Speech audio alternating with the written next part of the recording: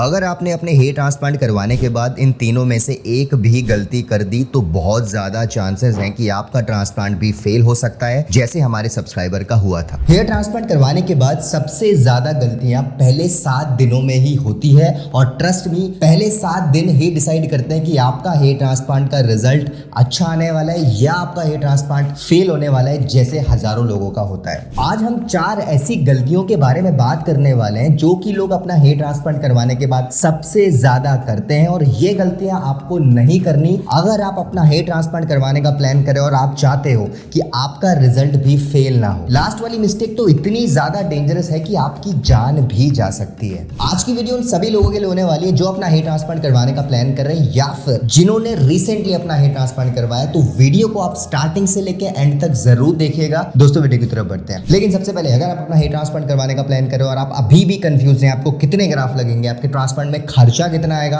आपको ट्रांसप्लांट करवाना चाहिए भी कि नहीं, और आप भी हेयर ट्रांसप्लांट से रिलेटेड इन्फॉर्मेशन सर्च कर रहे हो, तो आप हमारी वेबसाइट besthairhealth.com पर विजिट कर सकते हो। वहां पे आपको ट्रांसप्लांट से रिलेटेड सारी की सारी इन्फॉर्मेशन मिल जाएगी और आप भी अपना ट्रांसप्लांट 100% सक्सेसफुली करवा पाओगे, जैसे कि लाखों लोग करवा चुके हैं। नीचे मैंने डिस्क्रिप्शन में लिंक दिया हुआ है वेबसाइट का, आप वहां पे जाके हमसे कॉन्टैक्ट कर सकते हो।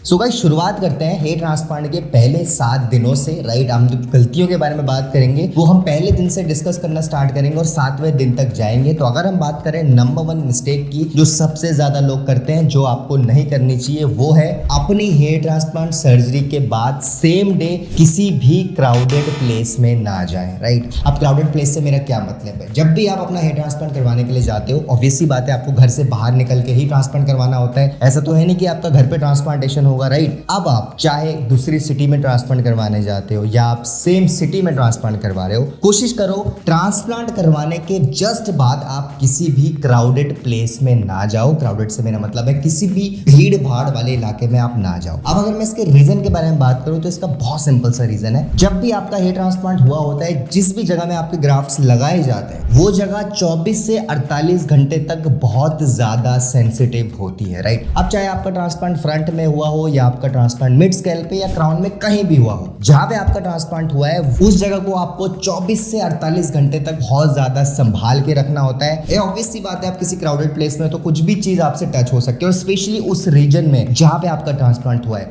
अगर कुछ चीज बहुत ज्यादा तेजी से टच होती है तो बहुत ज्यादा प्रोबेबिलिटी होती है कि आपके ग्राफ्ट्स डैमेज हो जाए। जो नए ग्राफ्ट्स लगाए जाते हैं उनको 24 से 48 घंटे लगते हैं स्कैल्प में अच्छे से सेटल होने के लिए। एक बार 2 से 3 दिन हो जाए उसके बाद वो ग्राफ्ट वहां पे अच्छे से प्लेस हो जाता है, उसके बाद ग्राफ्ट डैमेज होने के चांसेस बिल्कुल नहीं होते। बट अगर आप पहले ही दिन आपका कुछ टकरा गया, आपका स्क्रैच पड़ गया, तो बहुत ज्यादा चांसेस है कि वो ग्राफ्ट वहां पे डैमेज हो जाएगा। आप इन फोटोज में देख रहे होंगे इन पेशेंट्स का भी ट्रांसप्लांट के नेक्स्ट डे ही स्कैल्प में इंजरी हो गई थी, माइनर से स्क्रैच लग गया, तो जिस वजह से आप देख सकते हैं इनके वहां पे ग्राफ्ट्स डैमेज हो गए और स्किन में भी थोड़ी बहुत प्रॉब्लम आ गई। तो इस चीज से आपको बहुत ज्यादा बचना है। जब भी आपका ट्रांसप्लांटेशन डे हो, कोशिश करो एक दिन आप कम से कम किसी क्राउडेड प्लेस में ना जाओ। अब अगर हम बात करें दूसरी गलती के बारे में, तो वो है आपको अपने स्कैल्प में जहां पे आपका ट्रांसप्लांट हुआ है या जहां से आपका एक्सट्रैक्शन हुआ है, 2 जगह होती है बेसिकली। एक जहां से आपका एक्सट्रैक्शन हुआ होता है, जहां से आपके बालों को निकाले जाते हैं, दूसरी जहां पे बालों को लगाया जाता है। अब ऑब्वियसली बात है, जब आपका ट्रांसप्लांटेशन सर्जरी होती है तो पहले 3 से 4 दिन आपको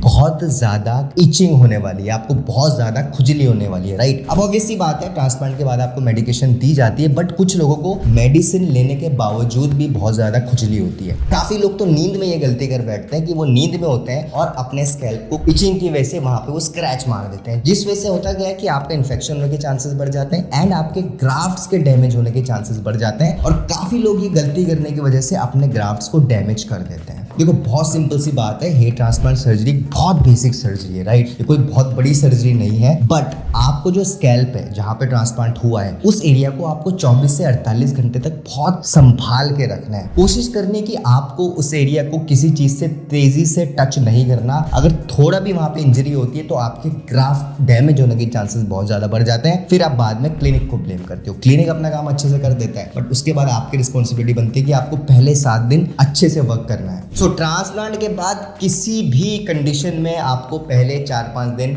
अपने इम्प्लांटेशन एरिया को स्क्रैच नहीं करना, चाहे कितनी भी खुजली आपको हो जाए, आपको खुजली नहीं करनी अगर आप चाहते हो आपका अच्छा रिजल्ट आए तो। अब अगर हम बात करें तीसरी सबसे बड़ी गलती के बारे में, तो वो है हेड वॉश को लेके। 99% क्लिनिक्स में क्या होता है कि आपके ट्रांसप्लांटेशन के 7 से 8 दिन बाद आपको हेड वॉश करना स्टार्ट करना होता है, अपने जो भी ब्लड क्लॉट्स होते हैं उनको रिमूव करना स्टार्ट करना होता है, राइट। बट कुछ क्लिनिक्स ऐसे होते हैं जो पेशेंट्स को बताते ही नहीं है हेड वॉश के बारे में। तो अब जिसको पता ही नहीं है हेड वॉश के बारे में, तो वो क्या करते हैं, वो ट्रांसप्लांट के 2nd या 3rd डे बाद ही हेड वॉश करना स्टार्ट कर देते हैं, जिस वजह से आपके इन्फेक्शन के चांसेस बहुत ज्यादा बढ़ जाते हैं। अब बेसिकली जब भी आपका ट्रांसप्लांट हो, आप कोशिश करो पहले 4 से 5 दिन आपको बिल्कुल भी हेड वॉश नहीं करना। रगड़ना तो आप छोड़ ही दो, आपको हेड वॉश भी नहीं करना ट्रांसप्लांट के कम से कम 4 से 5 दिन तक, क्योंकि अगर आप ट्रांसप्लांट के पहले ही 2-3 दिन बाद आप हेड वॉश कर दोगे तो शैम्पू के जो केमिकल्स होंगे उससे आपके इन्फेक्शन के चांसेस बढ़ जाते हैं। और जब आप हेड वॉश करते हो, अपने बालों को निकालते हो, रिमूव करने की कोशिश करते हो, जो भी क्लॉट्स जमे होते हैं, उससे होता क्या है, इन्फेक्शन होने के चांसेस बढ़ते हैं। सेकेंडली आपके ग्राफ्ट डिसलोकेट होने के चांसेस भी बढ़ जाते हैं। बहुत लोग अपने ग्राफ्ट्स ऐसे भी डैमेज करवा लेते हैं। आपको अपने हेयर ट्रांसप्लांट के 5 से 6 दिन बाद ही हेड वॉश करना स्टार्ट करना होता है। जनरली कोशिश करो ट्रांसप्लांट के 1 हफ्ते बाद ही हेड वॉश करना स्टार्ट करो, और ये दिमाग में डालो कि पहले दिन ही मुझे सारे क्लॉट्स रिमूव नहीं करने। क्लॉट रिमूविंग प्रोसेस 4 से 5 दिन लेता है। अगर आप 7वें दिन या 8वें दिन अपना हेड वॉश करना स्टार्ट कर रहे हो तो दिमाग में बात डाल लो, आपको 10 से 12 दिन तक लगेगा टाइम सारे क्लॉट्स को निकलने में, ठीक है। और एक बार क्लॉट्स निकल जाए उसके बाद ही आप मिनॉक्सिडिल लगाना स्टार्ट करना। उससे पहले मिनॉक्सिडिल लगाने का कोई तुक ही नहीं बनता है, राइट। उससे पहले आप मिनॉक्सिडिल लगाओ ना लगाओ बराबर है। अब अगर हम बात करें लास्ट सबसे बड़ी मिस्टेक की, जो कि बहुत डेंजरस मिस्टेक है, वो है आपको ट्रांसप्लांट सर्जरी डे में बिल्कुल भी अल्कोहल कंज्यूम नहीं करनी। जी हाँ, जिस दिन आपका ट्रांसप्लांट हो कोशिश करो 1 से 2 दिन तक आप शराब ना पियो।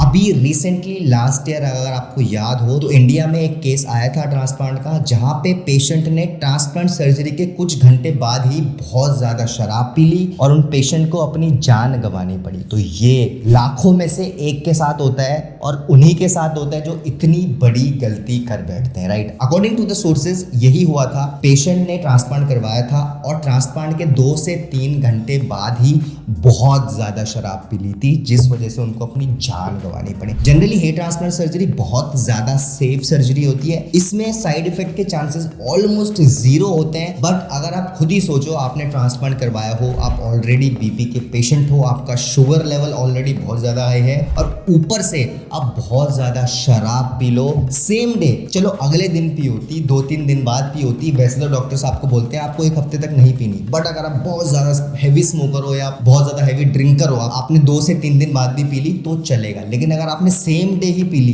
जब आपको दवाई खानी थी ट्रांसप्लांट सर्जरी के बाद, तब आप दारू पी रहे हो, उस समय आपका रिस्क बहुत ज्यादा बढ़ जाता है और ये गलती आपको बिल्कुल नहीं करनी अगर आप चाहते हो कि आपका हेयर ट्रांसप्लांट का रिजल्ट एक अच्छा रिजल्ट आए। अब मैं आपको एक प्रो टिप देता हूं, जब भी आप अपना हेयर ट्रांसप्लांट करवाओ, ट्रांसप्लांट सर्जरी से पहले रिसर्च कर लो कि ट्रांसप्लांट के बाद मुझे कौन कौन सी चीजों को फॉलो करना है और कौन कौन सी चीजों को फॉलो नहीं करना, राइट। अगर आपने एक बार ये चीजें पढ़ ली, उसके बाद आपको सर्जरी के बाद सारी चीजें ऑलरेडी पता होगी। लेकिन अगर आपको सारी चीजें पता है फिर भी आप क्लिनिक के टच में रहो, राइट। जिस भी क्लिनिक से ट्रांसप्लांट करवा रहे हो आप क्लिनिक के टच में रहो पहले 1 महीने कम से कम, अगर आप चाहते हो आपका हेयर ट्रांसप्लांट का रिजल्ट अच्छा है, राइट। फिर भी अगर आपको क्लिनिक रिस्पॉन्ड नहीं कर रहा है, राइट, क्लिनिक ने आपका रिप्लाई देना बंद कर दिया है, तो आप हमसे भी डायरेक्ट कॉन्टैक्ट कर सकते हैं, हमसे भी गाइडेंस ले सकते हैं, जैसे कि लाखों लोग ले चुके हैं और हजारों लोग लेते रहते हैं। बट कोशिश करें जिस जगह से आपने ट्रांसप्लांट करवाया आप उनके टच में रहें पहले 1 से 2 महीने तक। जितना ज्यादा आप टच में रहोगे उतना ज्यादा आप अपने अच्छे से केयर कर पाओगे और आपके रिजल्ट आने के चांसेस बहुत ज्यादा अच्छे हो जाएंगे। सो गाइस, ये थी आज की वीडियो। उम्मीद करता हूँ आपको आज की वीडियो पसंद आई होगी। अगर आपको आज की वीडियो पसंद आई तो हमारी वीडियो को लाइक करिए, फ्रेंड्स के साथ ज्यादा से ज्यादा शेयर करिए एंड अगर आप फर्स्ट टाइम चैनल में आ रहे हैं चैनल को सब्सक्राइब कर दीजिए। आने वाले टाइम में बहुत सारी ऐसी वीडियोस लाने वाले हैं जिनकी नोटिफिकेशन डायरेक्टली आपके फोन में पहुंच जाएगी। Thank you so much watching guys.